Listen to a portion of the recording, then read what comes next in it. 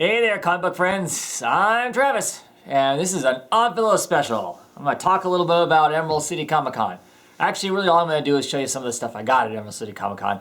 I don't know when I'll get around to actually completely talking about it and whatnot, and maybe this video will turn to that. I don't know. I am extremely tired. I'll tell you that right now. It was a very long trip. It was a very fun trip. I told myself before as I was going to this one, this is probably the last con I go to for a while.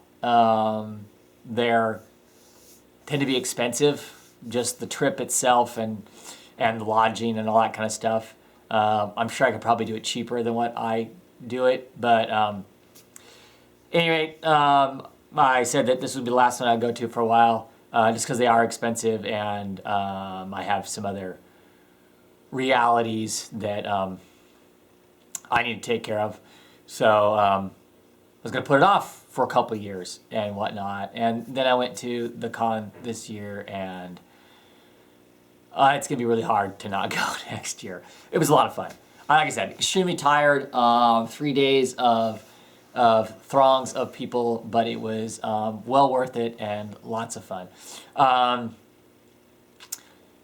Some of you have watched some of the little videos that I've done. I apologize that I couldn't do more of that stuff as I was going along. It's almost like the convention center blocks everybody else's Wi-Fi but their own or something. Had a heck of a time getting stuff, even just tweets to load up and go through whether they had pictures or not. So I ended up the first 2 days, my phone ran out of power before I was even halfway through the day, just trying to get stuff to load up to show you guys what was going on.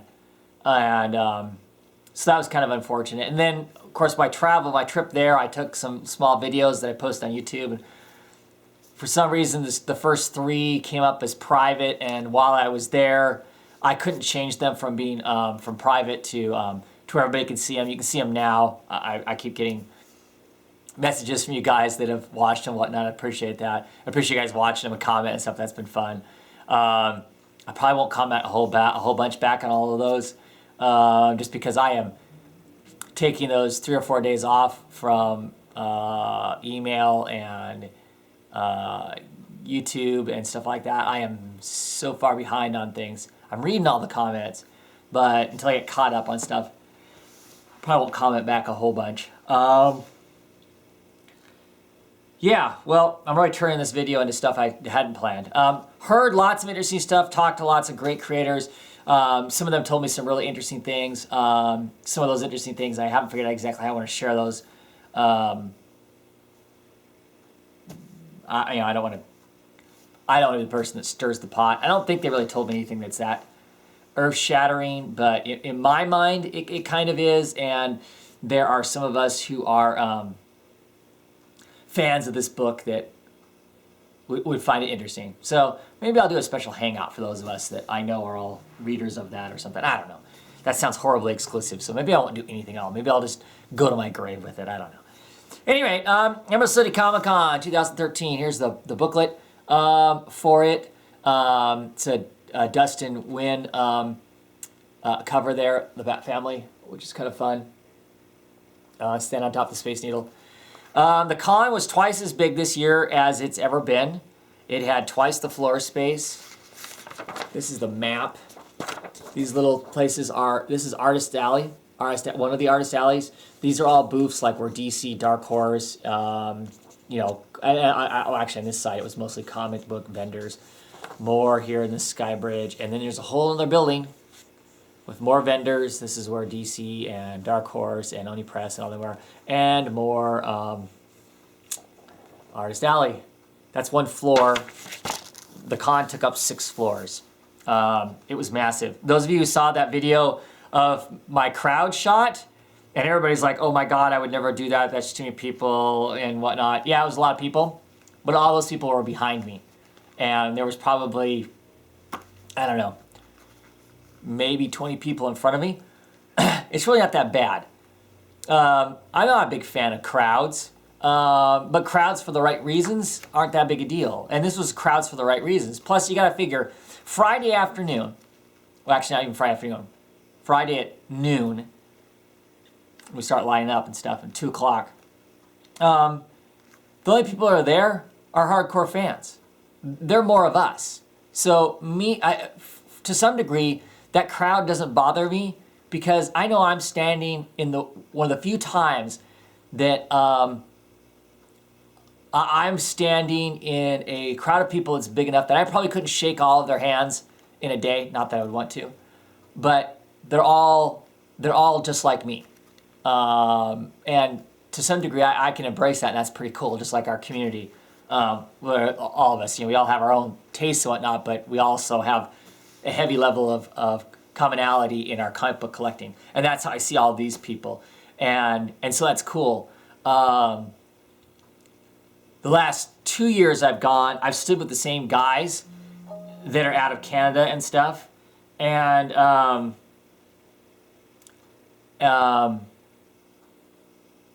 always shoot the breeze with them. This year I didn't get to because they were on a different part of the line and whatnot. But I don't know. The crowd doesn't bother me in this case because it's fun. Now, if that crowd was there and I was going to eat or something, or I was going to watch the circus or something like that, that crowd would be nuts, and there's no way in hell you'd get me there. But it wasn't bad because, like I said, that's the beginning of it. Anyway, I'm tired. Can you tell? This video is gonna ramble. Anyway, I got some great stuff. I bought some original art. I got to meet a lot of really great creators. I didn't get to meet them all that I wanted to. I'd go to people's tables and they were gone to lunch or they were gone to panels, and by the time I got back, or they got back, I could just never match up and meet up with them. So there were some people that I was kind of hoping to meet and have some books signed and whatnot that I ended up not seeing at all. Simon Bosley, I didn't get to see him at all. Garth Ennis, I didn't get to see him at all. Of course, some of you heard, never mind. We'll talk about news and stuff in another video. This is just some of what I got, kind of a haul video for what that's worth. Checking my phone real quick.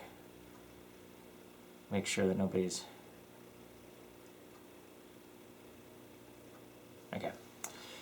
Make sure I wasn't interrupted. Anyway, so first place I went to, as soon as they opened the doors and let me go, I decided I'm going straight to Fiona Staples, because if I don't go straight to Fiona Staples, you just know she's going to have a line, right? Because, Saga is like the best comic on the planet right now, right? So I decided I was going to go there first because I had no idea how long the line was going to be, and I wanted to make sure I got there. And then, of course, my thought was, at some point I'm going to have to get the Scott Snyder too, because last year, Greg Capullo on Batman, he was there, and his line was so big, and I never got to it first, and I never got him to sign my books, which is kind of a bummer. So I knew those were the 2 people I really wanted to see, but I wasn't sure I was going to work that out. So I knew the first goal, go to Fiona Staples. That was more important. Go to her, say hey to her. Sure enough, get there. I'm 3rd person in line, I think. And as soon as I get there, there's a whole bunch of people show up behind me. So anyway, she has some exclusive prints. She doesn't do sketches anymore. She doesn't do con sketches. She didn't do con sketches at all. Rumor had it that if you showed up the last hour of the day, she'd do a few head sketches for people. She really doesn't even do that. She doesn't have time. She's literally, when she's at this con, when she's not at the con, she's at home, at our hotel or whatever, working on Saga for us. So, for her to stay on schedule, she doesn't really have time to do commissions and that sort of thing, so she doesn't. But she was selling some prints, and I bought those. I'm not sure exactly why, other than I went, ooh, that looks cool. So I bought these prints. Okay, this is Prince 4, of course. I think this is off of the cover to the next issue that's coming out next. Of course, signed by Fiona Staples there. But Prince 4, spoiler, if you don't want to see the cover even of the next issue, obviously is totally screwed up, right? Busy signal on his face. He looks like he's got a leg that's been blown off, and he's laying amongst a bunch of Moonies. So obviously things go bad for him. And this print, can you hear that? It's on a hard, ooh, blurry, holy crap. It's on a hard card stock, so that's kind of cool. It's gonna hold up. I'm not sure I'm going to do with these prints. I bought them. First person to buy them at the con, by the way. But I don't know what I'm going to do with them. Because I normally don't hang up prints. The Will and the Lying Cat. Fiona wouldn't tell me whether or not the cat was actually dead, or what, you know, because we saw at the end of the last issue, the Lying Cat flying out into space. So we'll see as far as that goes, but yeah, there's that one. Of course, signed by Fiona. I mean, it's got her signature from the print, but here's her actual signature, signing the print. So I don't know. Maybe I'll give these away. Oh, autofocus. I'll give these away. Alana blowing a bubble. I really like that one. Pretty cool. As I was buying these and talking to her and getting them signed, everybody else was all excited over this one. I don't know. Then this is actually one of my least favorite covers. I just don't understand why he's slaughtering what looks to be albatrosses or something. I haven't quite figured that out, but yeah, that one. And then finally, the super sexy cover to the last issue. Yeah, so all signed by Fiona. That's pretty cool. And I also had her sign some books for me. Let's see if I can find those. Had her sign, of course, my North 40. That's the first real big turn on to me for Fiona Staples was this. This is the first thing that I was like, oh, what's this? Started reading it. And as soon as this book came out, and this book came out in 2009, issue number 1 came out in 2009. I was like, at that point, I was writing Emerald City ComiCon saying, hey, you got to get this lady to come because she lives just north of Seattle in Canada. You got to get her to come and come because she's awesome. I absolutely loved it. And of course, I had her sign my first printing of Saga there. She was really great to talk to. I mean, you know, like a normal person and whatnot, and maybe noisy here in a second because my dog just came home from staying at the kennel all weekend while we were in Emerald City ComiCon. Thinking maybe he won't make much noise. Anyway, so that was pretty awesome, pretty cool talking to her. Got those signed. A little disorganized, sorry. Let's see. What else do I want to talk about? Let's just talk about the people I talked to and what I got signed. Okay, so I got iVampire number 1 signed by Joshua Hale Falkov. Okay? I talked to him about this cover. This cover is the thing that I kind of want to talk about, but I'm not sure how to talk about because I don't want to... Interesting stuff. So, message me sometime or something, and maybe I'll tell you what we had to say about this cover. Because I gave him my opinion that this cover kind of hurt the book, in my opinion, and he told me some interesting stuff about it. So, great guy, fun to talk to. He's might actually make me read a Green Lantern book of some sort. Seems like he's going to be taking over Green Lantern. Let's see if I can get this organized. Of course, talked to Matt Fraction. Had him sign my Hawkeye, Fantastic Four number 1, and FF number 1. Told him I really liked his quirky books, and he told me, well, great. He's got quirky in spades, so there's no problem there as far as that goes. So yeah, that was cool. Always like talking to Matt. Matt's just a great guy. He's pretty funny. Always has something amusing to talk about. I never really talk to him about things that have nothing to do with comics, it seems like. But that's fine. It's fine. I had my 6th gun. I'd already had it signed by Brian Hurt, the artist. Cullen Bunn was there, so I had him sign this. I also had Cullen Bunn sign my Fearless Defenders issue 1. But everybody knows I'm a huge fan of 6th Gun. I also got some other stuff, which I'll show you here in a bit from those guys. Talked with Greg Rudka for a while, had him sign my Punisher. We talked about, of course, why he jumped off of Punisher because of where they took the character, and I agree with him. I don't agree with where the character was taken at. Asked him what he had coming up. He talked about, Lazarus, which, of course, if you follow my tweets, I've tweeted a couple stuff about it. Went to image panel where we got to see the first stuff from Lazarus. No one has seen it yet. I mean, I'm not even sure that Greg had completely seen it yet. Excited for that book. That's going to be a awesome, dark, grim, future dystopia type book. I think it's going to be really good. He also said that he had some stuff coming up with Oni Press, that he was working on some licensing issues, and this is something he's wanting to do with Oni Press for a very, very long time. And it looks like it's about ready to maybe happen, so that's kind of cool and exciting. Of course, Greg's also writing some more books and stuff, too. Always like talking to Greg. Greg's a rock star, Greg Rudka. Just all around cool dude, and a very grounded look at writing and what he does and stuff, so I'm really excited by that. Had Mark Waid sign my Daredevil. Yes, I'm not collecting Daredevil like all the rest of you guys are. I collected the first arc. It just wasn't 100% my cup of tea. So I did have him sign that. He didn't have a line. This guy won an Eisner for this thing, right? He didn't have a line. There was no line at his... I don't understand that. Some of these people had lines. Rucka didn't.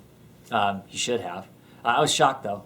Got a little thing, little card, a little Green Heart card, because Green Heart's one of the things he's working on next, signed by him, too, that he just gave me. I talked to him a little bit. He's got a online college gender in comics course that he's going to be writing. Talked to him a little bit about that. Or not writing, but he's going to be instructing along with some other people, so that was kind of interesting. Earth 2, had Mr. James Robinson sign my Earth 2. Talked with him about Earth 2 stuff. It was awesome. Told him, hey, I'm a big JSA fan. I was apprehensive about this whole thing when it first launched. But I think he's doing an outstanding job. I think it's a great book. I told him that this is despite the serious stuff that happens and stuff, it's just a really fun superhero book. It encapsulates all the fun stuff about a superhero comic book. And I told him I really appreciated that. And I was excited to hear the numbers are really good for Earth 2. It's selling above and beyond what their expectations were for the book, so I'm really excited by that. That's good things for all of us. I think there's going to be some spin-offs come out of this book. There's going to be some other Earth 2 stuff coming out, I think, coming up. He also says that there's going to be some 2 characters show up in the book that are so unexpected it'll blow us away. I'm not sure who that is. He wouldn't say. I commented on the fact that in the annual that's coming up, Batman's in it. And I told him I was a bit apprehensive about that. I mean, because come on, in the first issue, he kills the Trinity. Now we're bringing Batman back already. We can't have a world without these 3. And he's like, trust me, don't make a judgment yet. See what it is. This is an important piece of the whole puzzle and whatnot. Then I believe the guy. I think he's pretty sincere what he writes and is working very hard to make a very good book, and I think he's got a lot of ideas for this thing mapped out. So pretty excited by that. My Legends of the Dark Knight. I took this one along because Phil Hester's going to be there. I like Phil Hester. Phil Hester is probably one of the biggest reasons I got into collecting original art. He has a massive original art collection. I talked with him about his while I was there, about how much I appreciate the fact he shows his on Twitter and stuff, and why he collects what he collects, versus kind of what I collect, which we're along the same lines to some degree. He collects what he collects because he is an artist and he's looking at those as being tools as to always improve and understand how other people tell stories and whatnot. And most of the time, the art pieces that I pick up, unless it's just a piece from a particular comic book that I love, I'm picking up because of the storytelling that's in the piece of art, not because it's some flashy fight scene or whatever. But anyway, had him sign this. I had Joshua Hale Falkoff. He wrote this issue because I was having him sign Vampire. I'm signing this too. Really fun issue. I also really like Phil Hester because Phil Hester did a lot of Green Arrow artwork when Kevin Smith and Brad Metzler were writing Green Arrow. And it's the Green Arrow that I introduced to Ethan. And so that's kind of,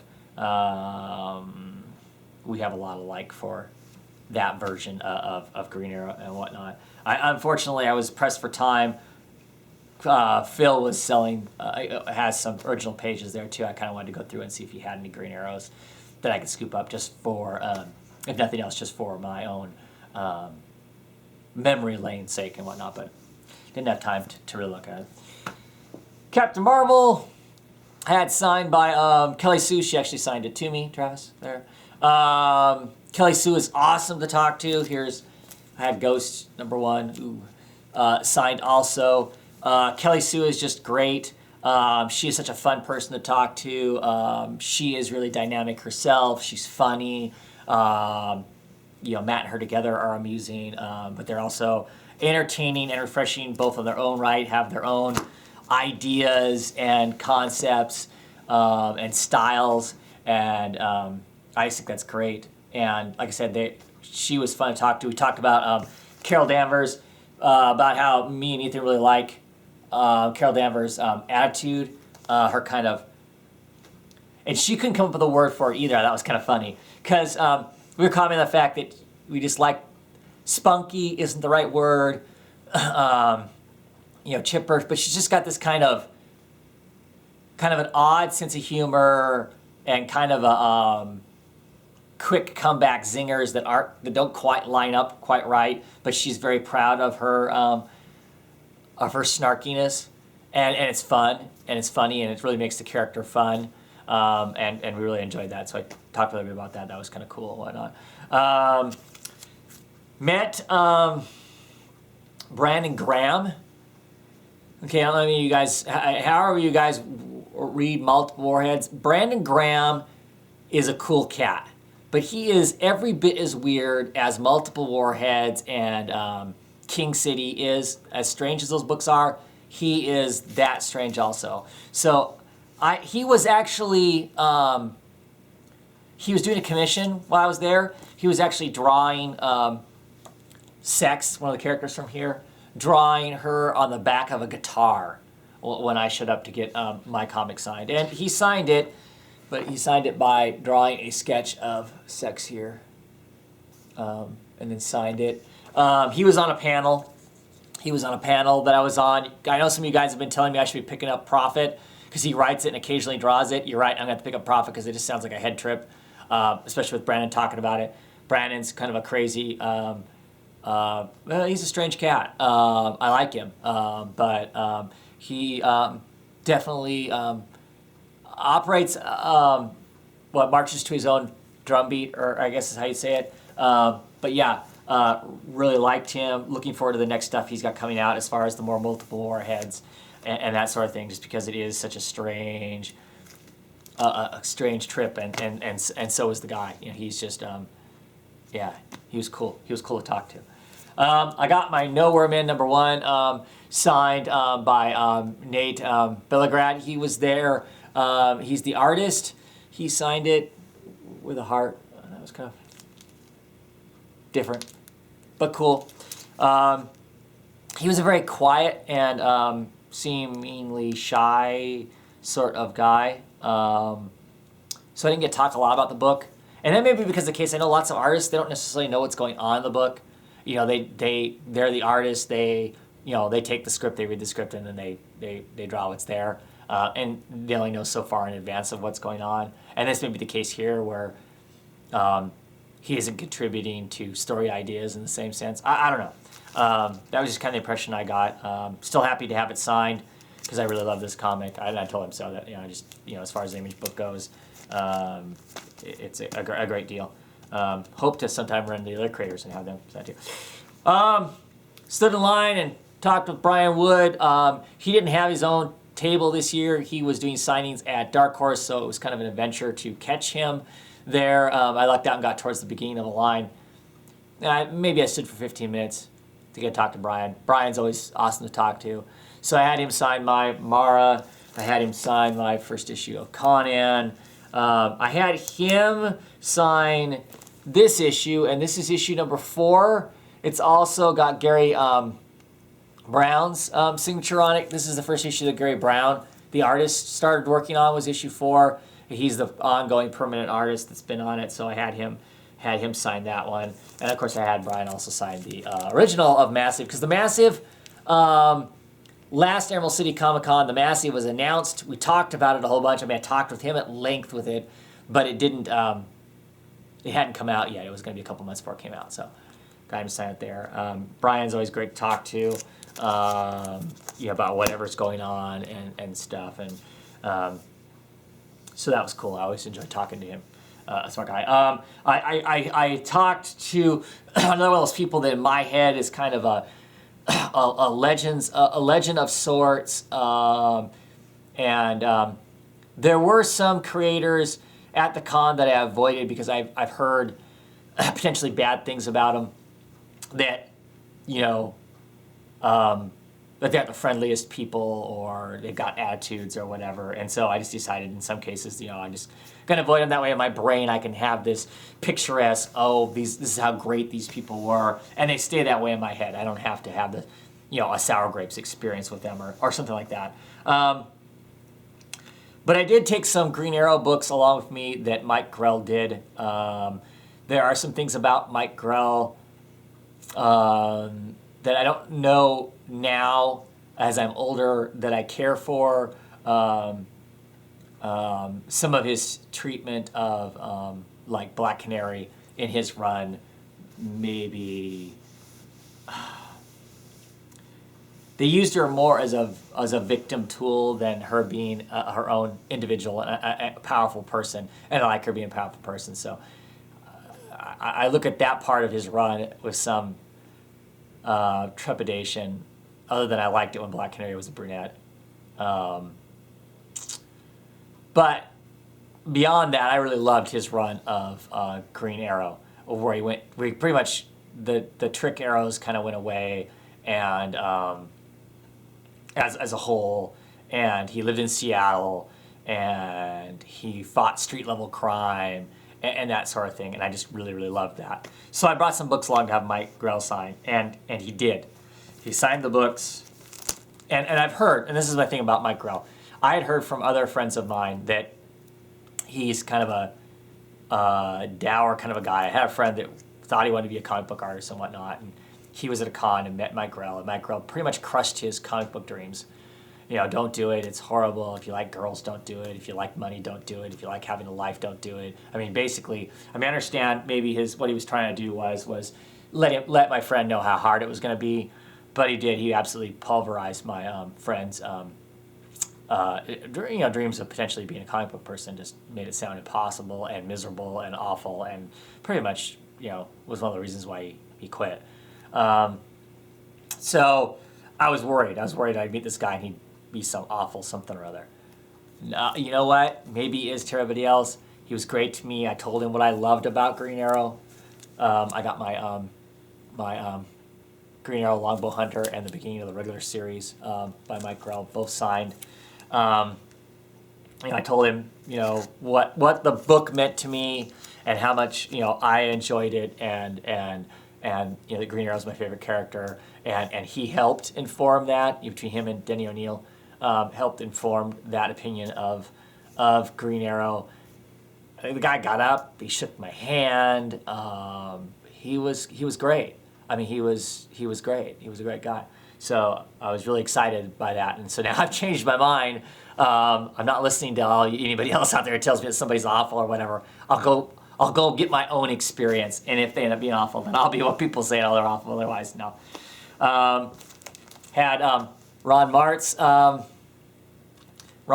signed my Voodoo #1. I talked to them briefly about the fact that I really liked the comic, despite everybody else says, "Oh my God, it's a porno mag," or whatever everybody else said about the book. I really liked it. He wrote on there, his name, which I thought was funny.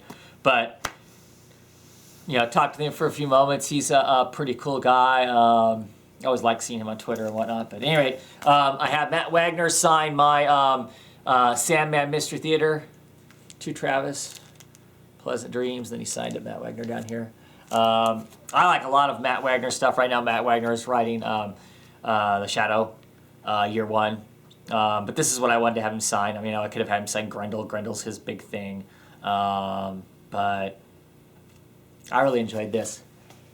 This is the Matt Wagner stuff I like. So I had him sign that because I knew it was going to be different than everybody else's signing. Talked with Mike Mignola briefly. Had him sign my book right there. I also had Dave, he was sitting next to Dave Stewart, who, in my opinion, is the best colorist on the planet. There's some other really great colorists out there also I enjoy, but Dave Stewart blows my mind, so I had both of them sign my Hellboy in Hell, issue number 1. That was pretty cool. Had Francisco Francavilla sign my Black Beetle number 1. Of course, talked with Scott Snyder, had him sign my Batman, my Severed. I'm kind of rolling through these things because I know this video is going to be super long. Detective Comics, the beginning. This is his first run of a Batman title. Detective Comics, absolutely love this. Black Mirror, great story arcs if you haven't picked them up. And Skeleton Key, which I now have signed by both Francavilla and Scott Snyder. I had Francavilla sign it last year, even though Francavilla was here this year. And let's see, I also had him sign Swamp Thing. I pushed my luck, and this is way more books than I normally have anybody, any one creator sign, because I feel bad taking the much time. Scott Snyder, I lucked out. Second day of the con, went over to his table. There was 2 people standing in front of me, and by the time I got in line, and by the time I got up to the line to talk to Scott, there was 50, 60 people in line. It just kind of shot down one side of the building. It was crazy. But I got to talk to Scott Snyder, how much I enjoy his stuff and whatnot. On his phone, he showed me panels to Man of Steel, or whatever it's going to be called, whatever officially it's going to be called. His Superman book with Jim Lee, he was showing me pictures of Jim Lee's Superman for the book. Freaking awesome. That was awesome. I mean, even to see him this small was cool. It was just cool getting to see these that they're showing us as fans, showing us the stuff on his phone. It would be pretty awesome to be walking around with a phone full of original Jim Lee art, wouldn't it? Anyway, that was pretty cool. Pretty excited by that. I had both creators from the comeback were both there.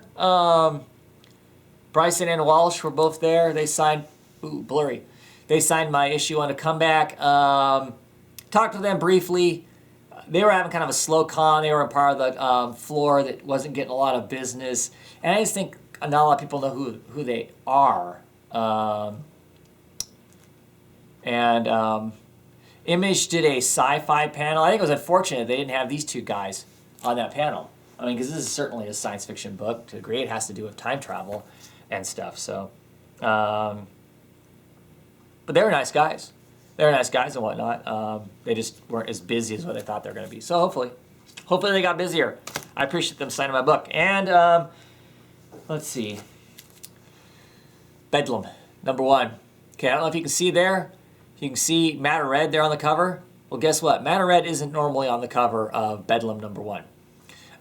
Bedlam number 1, normally you've got this guy here freaking out. Looks like this cover is a Fraser Irving cover, and then back here you have this drapery hanging in kind of a maybe Matter Red teeth shape, and you got these windows, these brighter windows inside this building. Okay, so I had Riley Rosimo sign my book. Well, to sign my book, he whips out his silver ink pen and draws Matter Red's head, puts the X on there, the eyes, the nose, makes the shape of the teeth there, his neck and his shoulder, and then he signs it over here. So despite there being no Matter Red on this first issue of Bedlam, I now have Matter Red drawn on my first issue of Bedlam.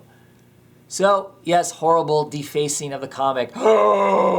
I think it's pretty bitchin', personally. Pretty freaking cool. I went to a Oni Press panel talking 6 Gun and stuff like that. I actually got an advanced copy of Helheim, which is Cullen Bunn and Joel Jones' book. It actually comes out, hopefully this video goes up tonight, which is Monday. This doesn't come out until Wednesday. So I got it half a week in advance of anybody else getting it. Those of us who were at the panel actually got a copy of it. It's fun. I really dig it. I like the art. I like the art style in it. It's kind of a, Viking sorcerer witchcraft, Frankenstein demon hunting sort of a gig. First issue was good. I enjoyed it. I haven't completely swallowed the pill that is the main. Here's the main character. He actually, spoiler, he dies in the first issue. And at the very end of it, he's reanimated into this kind of Frankenstein-looking kind of dude. But he's so huge. He's so ridiculously big. I haven't quite come to terms with, just because he has been, even if he's been made up of other people's body parts, how in the world is he so giant? But anyway, that was a fun panel. And a pretty fun comic. I'm happy I got it. I'll be picking up the other issues. I think it's like a 6 issue arc right now. They don't know if it's going to be an ongoing or not. Sales would be depending on some of that. It sounded to me like from the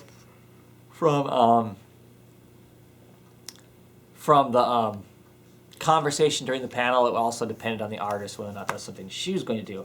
Also, I screwed up. I didn't go back and get this signed by Cullen. But I did also, I talked about some other videos going to this con, whether or not I was going to get some Six Gun stuff. I did. Right there. I bought 5 Six Gun trades.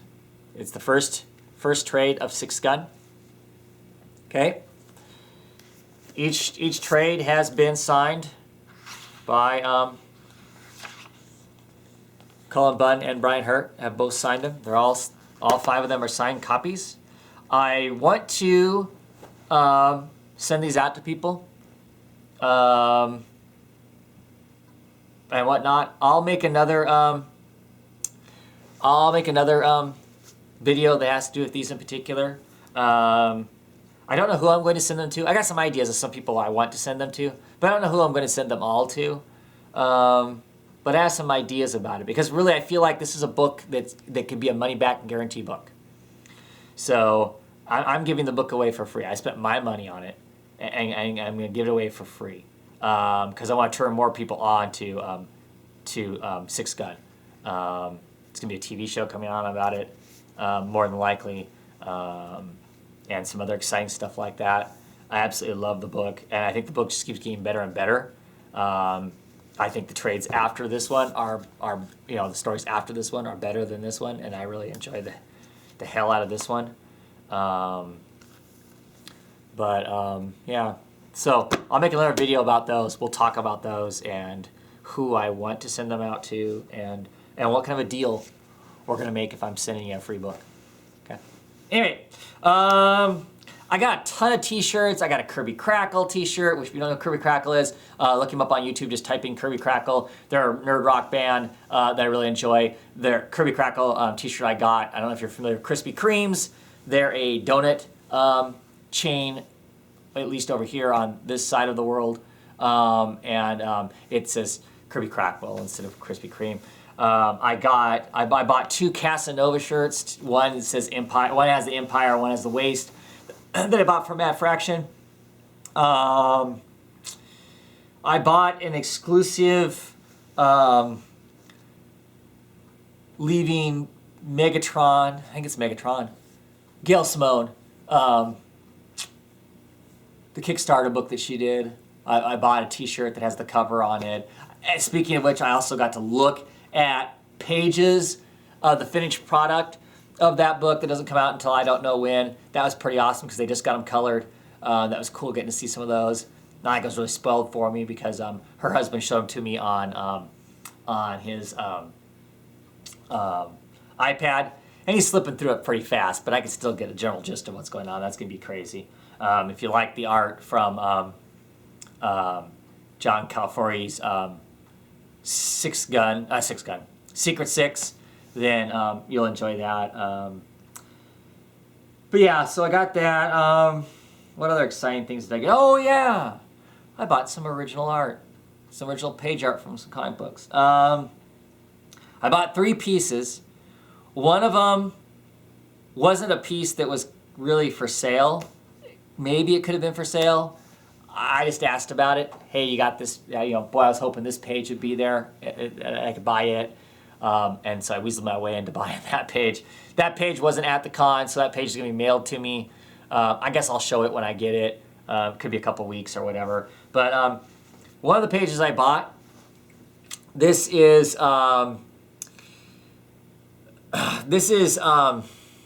page 4 from issue 18 of Batgirl. And this is the Stephanie Brown run. This is the Brian Q. Miller. And this page is by Dustin Nguyen, did the pencils, and Derek Frolifs, who always does his inking page. And I got this page for 2 reasons. One, I love Stephanie Brown, Batgirl. I love Clarion Witch Boy. This issue is, I believe, issue 18 is the Valentine issue. And I also got this issue because I love the facial expressions of Stephanie. It really captures Stephanie here, her wincing and this kind of shock, what the heck look of Stephanie. Because one of the things about Stephanie is she's just really charming. Such a charming book and whatnot. And I like Clarion Witch Boy. And this was actually a really good price on it for me. And maybe it's the fact that there's only 3 pictures on it. But sometimes that makes it more expensive because it's more of a splash page. But of course, this giant orb here, which is colored funky in the actual comic to make it look like a magical sphere of sorts. So a large portion of the page is white. But this, as far as page art goes, it for me was really cheap, so I picked it up. There were some other pages there I really wanted, but I left behind. Because I didn't want to be totally broke. There was some Streets of Gotham, which is another book I really, really loved that Dustin Nguyen did the artwork on. There's some pages there I would have loved to pick up of that, of like Man-Bat and Huntress and Batman and Zatanna and some other stuff there. That were really, but this is one of the pages. Really excited by it, really pleased. Like I said, it captures the Batgirl. If you want to read a really, really fun Batgirl, an extremely charming Batgirl, that had a fabulous 20-some issue run. They got to end the book the way they basically wanted to end the book by telling this very, very gorgeous. I have never seen a comic book end as beautifully as the Batgirl did that Brian Q. Miller wrote. Highly recommend it. Pick up the trades if you can find them. First trade was out of print for a while because it was so popular. But absolutely, like I said, wonderful, gorgeous, charming, and very excited to own a page from it. So pretty simple with that. The other page I picked up is a page of 6 gun art. This is from issue 10. This is page 6. Becky is one of the main characters is being pulled in by the 6th gun. And I love the storytelling that's in this. Her sitting in her room alone. And then, you see the picture here, and it slowly gets closer and closer to her face as she starts to sweat, and then her gun, the 6th gun, starts to burn and smolder and call to her. And this is the symbol that's on the handle of the 6th. It's got her. I really like the storytelling there. There's a story there. You can see the emotion, the shift in her eyes. Very, very excited to have this page. And I've got another page of 6 gun art coming of a piece that I really liked. Really loved the imagery of it and whatnot. So I'm very excited about that too, and I'll show that when I get it. Yeah, that's it for as far as stuff signed and whatnot. Ethan got some comics here and there too. Maybe we'll show those at some point. I hope to do another video that isn't quite as long as what this one I know has gotten. That I'll talk more about stuff I heard at the con and people I talked to and what they had to say, more so than what I talked here. I talked with Gail about her Red Sonja gig and stuff like that. But I'll talk about that when I am a little more together and a little more organized, and you don't want to sit through a video that's this long probably again. So anyway, thanks for hanging in there if you hung in there, and I will have more videos soon. And I got a ton of your guys' videos to catch up on. If I don't comment, it's just because I'm trying to watch them as fast as I can.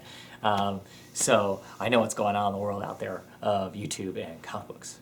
See ya.